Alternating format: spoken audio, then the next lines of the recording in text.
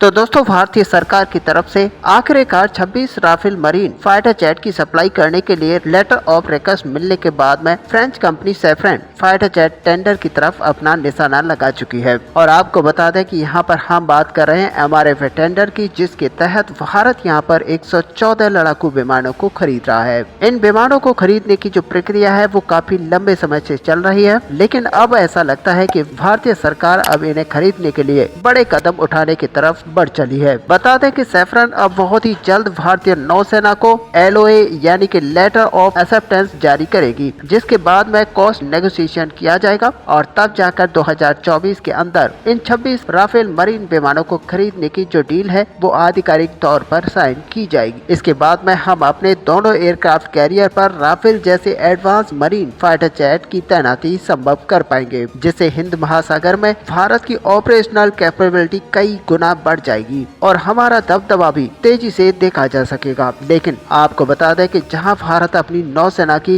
Requirement को पूरा करने के लिए तेजी से आगे बढ़ रहा है, वहीं दूसरी तरफ भारतीय वायुसेना को अभी भी 114 लड़ाकू विमानों की सख्त जरूरत है। इनके इस्तेमाल से हम अपने पास मौजूद फाइटर जेट की कमी को दूर कर पाएंगे, साथ ही एक नए और एडवांस जनरेशन के फाइटर जेट को भी अपनी सेना में शामिल कर पाएंगे। और सच मानिए कि इस फाइटर जेट की वजह से हमें चीन और पाकिस्तान के ऊपर काफी बड़ा एडवांटेज मिलेगा, जिसकी वजह से MRF टेंडर को लेकर भारत यहां पर शुरुआत कर चुका है और इसमें 3 फाइटर जेट को यहां पर वरीयता दी गई है, जिसमें राफेल लड़ाकू विमान है, साथ ही ग्रिपेन E और F-15 लड़ाकू विमान शामिल हैं। लेकिन हाल ही में भारतीय वायुसेना की तरफ से की गई रिसर्च और एनालिसिस के थ्रू ये बात कही गई थी कि 114 फाइटर जेट की डील के लिए सबसे आगे F-15 राफेल और ग्रिपेन E लड़ाकू विमान है। और ऐसे में ये कहना गलत नहीं होगा कि सैफ्रन कंपनी को काफी उम्मीद है कि ये टेंडर उन्हें ही मिलेगा और इसके पीछे कई सारे कारण हैं, जिसकी वजह से सैफ्रन कंपनी को ये पूरा विश्वास है कि भारत इस पूरे टेंडर को उन्हें ही देगा।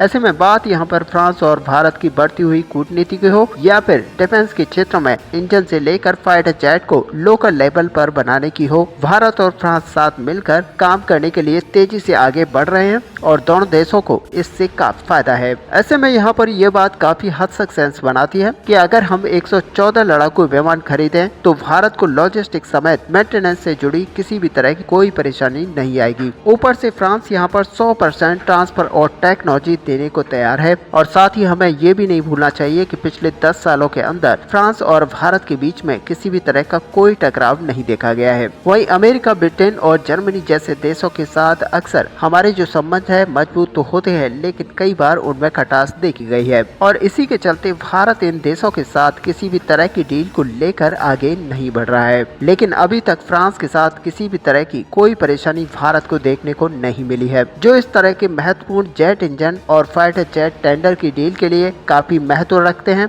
और ऐसे में दोस्तों आपको बता दें कि सैफ्रन कंपनी भारत से कई सारे टेंडर्स को पहले ही जीत चुकी है, इसलिए जो रिलायबिलिटी है वो सैफ्रन कंपनी के साथ काफी हद तक बनी हुई है। ऐसे में हम पहले ही 36 राफेल लड़ाकू विमानों को खरीद चुके हैं, जो कि फ्रांस की तरफ से भारत को हैंडओवर किए जा चुके हैं। साथ ही भारत यहां पर फ्रांस से राफेल मरीन को खरीद रहा है, जो कि 26 की संख्या में भारतीय नेवी के लिए खरीदे जा रहे हैं। और ऐसे में दोस्तों कुछ ही साल के अंदर भारत के पास करीब 62 फाइटर जेट मौजूद होंगे और ऐसे में अगर 114 लड़ाकू विमान राफेल खरीदे जाते हैं तो इन एडवांस फाइटर जेट की जो कुल संख्या है वो 176 विमान की हो जाएगी, जो काफी बड़ा नंबर है। और इनके इस्तेमाल से हम चीन समेत पाकिस्तान की सटी हुई सीमा पर पर्याप्त मात्रा में फाइटर जेट की तैनाती कर सकते हैं, जो भारत की हवाई सुरक्षा समेत युद्ध के दौरान ऑफेंसिव होने में काफी बड़ी उपलब्धि बनकर सामने आएंगे। ऐसे में भारतीय वायुसेना ने यहाँ पर आखिरी 3 लड़ाकू विमानों की लिस्ट में ग्रिपेन फाइटर जेट को रख के सबको चौंका दिया और अब हम इस बात से इनकार नहीं कर सकते कि इसकी सस्ती कीमत और अवेलेबिलिटी की वजह से भारत स्वीडन के साथ ग्रिपेन को खरीदने में भी इंटरेस्टेड हो सकता है, क्योंकि स्वीडन हमें ग्रिपेन E के साथ पूरी टेक्नोलॉजी देने को तैयार है। साथ ही स्वीडन की तरफ से ये तक कहा गया है कि भारत को इसके साथ ही IP राइट्स भी दे दिए जाएंगे। और कुल मिलाकर अगर यहाँ पर समझा जाए तो भारत आने वाले समय में अपने सबसे बड़े फाइटर जेट टेंडर के ऊपर बड़ा फैसला करने वाला है, जिसकी कुल लागत 20 अरब डॉलर की होगी। और इसके लिए फ्रांस की कंपनी काफी ज्यादा कॉन्फिडेंट नजर आ रही है, जिसमें लग रहा है कि फ्रांस इस पूरी डील को यहाँ पर जीत सकता है।